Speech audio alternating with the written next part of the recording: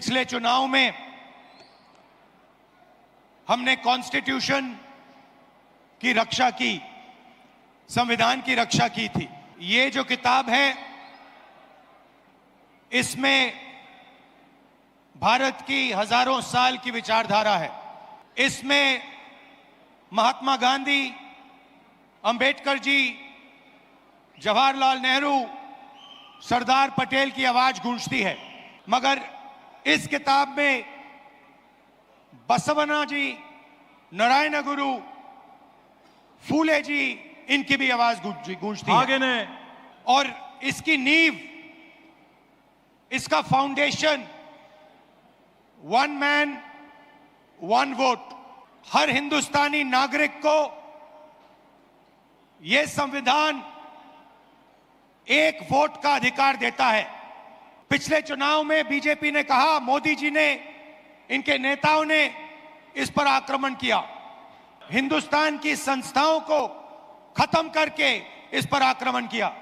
पिछले चुनाव में हमारे सामने एक सवाल उठा। लोकसभा का चुनाव हुआ, उसके बाद महाराष्ट्र का चुनाव होता है। लोकसभा में हमारा गठबंधन महाराष्ट्र के चुनाव को जीतता है और फिर 4 महीने बाद बीजेपी महाराष्ट्र में विधानसभा जीतती है। आश्चर्यजनक नतीजा था। हमने पता लगाया तो पता लगा कि 1 करोड़ नए वोटरों ने वोट किया विधानसभा में। 1 करोड़ नए लोग, जिन्होंने लोकसभा में अपना वोट नहीं डाला था, जादू से ये विधानसभा में वोट डालने निकल आए। और जहां भी ये नए वोटर आए, वहां पर बीजेपी चुनाव जीती। हमारे गठबंधन के वोट कम नहीं हुए। जितने हमें लोकसभा में मिले, उतने ही हमें विधानसभा में मिले। और सारे के सारे जो वोटर बढ़ाए गए, वो बीजेपी के खाते में गए। उस दिन हमने डिसाइड किया कि कुछ ना कुछ दाल में काला है। कर्नाटक में हमारी जो सर्वेस थी, हमारी जो पोलिंग थी, हमें 15 या 16 सीट दे रही थी। हमारी पोलिंग के मुताबिक 16 सीटों में हम आगे थे, हमें जीतना था, और हम जीते 9 में। तो हमने सवाल पूछने शुरू किए, क्या सचमुच हम ये सीटें हारे थे? चुनाव आयोग से हम वोटर लिस्ट मांगते थे, electronic soft copy voter list की मांगते थे, वो मना कर देते। वीडियोग्राफी मांगी, उन्होंने नहीं दी, और फिर कानून बदल दिया। और फिर कहा कि 45 दिन के अंदर, 45 दिन के बाद वीडियोग्राफी को रद्द, खत्म कर देना चाहिए, डिस्ट्रॉय कर देना चाहिए। तो एक लोकसभा में हमने अपनी एनालिसिस शुरू की, बेंगलोर सेंट्रल की लोकसभा, और उसमें हमने एक विधानसभा चुनी, महादेवापुरा। और आपने मेरा कल प्रेस कॉन्फ्रेंस देखा होगा, उसमें हमने 100% साबित कर दिया है कि इलेक्शन कमीशन और बीजेपी ने मिलकर आपसे, कर्नाटका से लोकसभा चुराई है। महादेवापुरा में 6.5 लाख वोट हैं असेंबली में, और उसमें से 1,250,000 वोट चोरी किए गए हैं। मतलब 6 में से 1 वोट इन्होंने चोरी किया है। 5 तरीके से चोरी की गई है। डुप्लीकेट वोटर, मतलब एक वोटर अनेक बार वोटिंग कर रहा है, 4 अलग अलग पोलिंग बूथ में वोट डाल रहा है, 5-6 अलग पोलिंग बूथ में वोट डाल रहा है। ऐसे तकरीबन 12,000 वोटर हैं। फेक एंड इनवैलिड एड्रेस, मतलब इनका पता नहीं है या फिर 0 नंबर एड्रेस है। तकरीबन 40,000 ऐसे वोट हैं। बल्क वोटर, एक एड्रेस में 1 बेडरूम का घर है और उसमें 40-50 लोग रहते हैं, और जब उनको वहां हम ढूंढने जाते हैं, वहां पे कोई नहीं है, और घर का मालिक बीजेपी का लीडर। इनवैलिड फोटोज, 4,000 वोट्स जिसमें फोटो है ही नहीं, या इतनी छोटी फोटो है कि दिखाई नहीं देती। और 34,000, तकरीबन 34,000 वोट जहां फॉर्म 6 को मिसयूज किया गया है। फॉर्म 6 फर्स्ट टाइम वोटर्स के लिए होती है। 34,000 ऐसे लोग हैं जिनकी आयु किसी की 90 साल, किसी की 80, 81, 82, इस प्रकार से 1 लाख वोट इलेक्शन कमीशन और बीजेपी ने चोरी किया है। डुप्लीकेट वोटर्स में एक व्यक्ति कर्नाटक में वोट देता है, उसके बाद उत्तर प्रदेश में वोट देता है। वोट देने का अधिकार उसको बेंगलोर में है, लखनऊ में है, वाराणसी में है, अलग अलग जगह देश में ये लोग वोट डालने के लिए ऑथराइज हैं।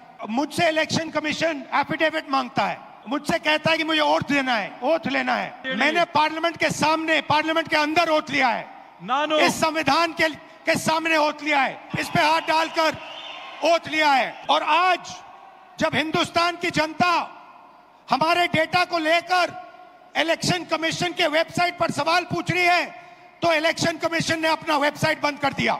मध्य प्रदेश, राजस्थान, बिहार के वेबसाइट बंद कर दिए हैं, क्योंकि वो जानते हैं कि अगर हिंदुस्तान की जनता ने इसी डेटा को लेकर सवाल पूछना शुरू कर दिया तो उनका पूरा ढांचा कोलैप्स कर जाएगा। मैं यहां इस स्टेट से गारंटी देके कह रहा हूं, हमारी मांग है कि इलेक्शन कमीशन हमें पूरी देश की इलेक्ट्रॉनिक वोटर लिस्ट दे, वीडियोग्राफी के रिकॉर्ड्स दे, और अगर ये हमें देंगे तो हम ये साबित कर लेंगे कि सिर्फ एक सीट नहीं चोरी हुई है, और सिर्फ कर्नाटका में नहीं चोरी हुई है, पूरे हिंदुस्तान में सीटें चोरी हुई हैं। इलेक्शन कमीशन बीजेपी का नहीं है, इलेक्शन कमीशन संविधान के लिए काम करता है। और कर्नाटक में सीट चोरी की गई है, 1 लोकसभा को हमने जांच करके निकाला है।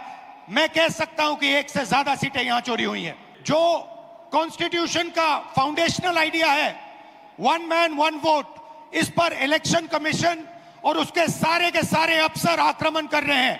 इसका मतलब वो संविधान पर आक्रमण कर रहे हैं, हिंदुस्तान के गरीब जनता पर आक्रमण कर रहे हैं। और मैं उनसे कहना चाहता हूं, अगर आप सोच रहे हो कि आप इस पर आक्रमण करके बचोगे तो फिर से सोचो, टाइम लगेगा मगर हम आपको पकड़ेंगे, एक एक करके पकड़ेंगे। मेरी बात याद रखना, क्योंकि आप अगर इस पर हमला करोगे तो हम आप पर हमला करेंगे। ये हिंदुस्तान की आवाज है। याद रखिए, नरेंद्र मोदी 25 सीट की मार्जिन से प्रधानमंत्री हैं। 1 सीट हमने दिखा दी कि चोरी हुई है, 25 सीट वो 35,000 या कम वोटों से जीते हैं। अगर हमें इलेक्ट्रॉनिक डेटा मिल जाए, हम साबित कर देंगे कि हिंदुस्तान का प्रधानमंत्री चोरी करके प्रधानमंत्री बना है। पूरे देश को यह सवाल पूछना चाहिए कि इलेक्शन कमीशन इलेक्ट्रॉनिक डेटा और वीडियोग्राफी क्यों नहीं दे रहा है। मैं लीडर ऑफ ऑपोजिशन हूं, मगर मैं अकेला नहीं बोल रहा हूं। हिंदुस्तान की सारी राजनीतिक ऑपोजिशन की पार्टियां यह सवाल पूछ रही हैं, और इलेक्शन कमीशन को एकदम यह डेटा हमारे हवाले कर देना चाहिए। कर्नाटक में जो हमने डेटा निकाला है वो एक क्राइम का एविडेंस है। 6 महीने लगे हमें उस डेटा को निकालने के लिए। इतना बड़ा कागजों की पाइल थी। एक फोटो को लाखों फोटो के सामने कंपेयर किया है, हर एक नाम को चेक किया है, और हम मानते हैं कि हिंदुस्तान का पूरा जो डेटा है, इलेक्शन का डेटा है, वो एविडेंस है। और अगर उसको किसी ने डिस्ट्रॉय किया तो वो एविडेंस को डिस्ट्रॉय कर रहा है और उस क्राइम को आगे बढ़ा रहा है। और इलेक्शन कमीशन के लोगों को एक और बात माननी होगी, समझना होगा। हमें 1 सीट की सच्चाई निकालने के लिए 6 महीने लगे, मगर अगर आपने हमें डेटा नहीं दिया तो हम ये काम 1 नहीं 10, 15, 20, 25 सीटें में भी कर सकते हैं। पेपर कॉपियां हैं हमारे पास, आप छुपा नहीं सकते और आप छुप नहीं सकते। एक ना एक दिन आपको ऑपोजिशन का सामना करना पड़ेगा। हर ऑफिसर को और इलेक्शन कमिश्नर को यह बात अच्छी तरह समझ लेनी चाहिए। यहां पे एक लोकसभा चोरी की गई है, यह एक क्रिमिनल एक्ट है, कर्नाटक की जनता के खिलाफ एक क्रिमिनल एक्ट है। कर्नाटका की सरकार को इस क्राइम का इन्वेस्टिगेशन करना चाहिए और एक्शन लिया जाना चाहिए। ये जो इलेक्शन कमीशन के ऑफिसर्स हैं जिन्होंने 1000, 10,000, 15,000 लोगों को, फेक लोगों को वोटर लिस्ट में डाला है, इनसे सवाल पूछना चाहिए और महादेवापुरा की सच्चाई निकालनी चाहिए।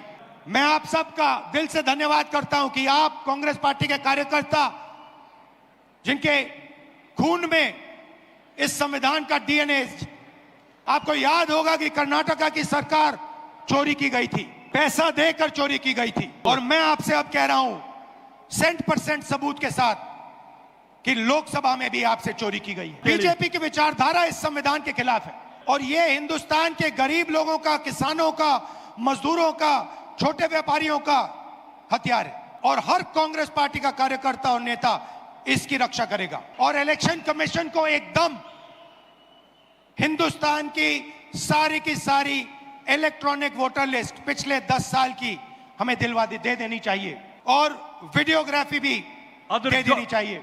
और अगर ये नहीं देंगे तो वो एक क्राइम को छुपा रहे हैं और बीजेपी को इलेक्शन चोरी करने की मदद कर रहे हैं। जय संविधान, जय हिंद।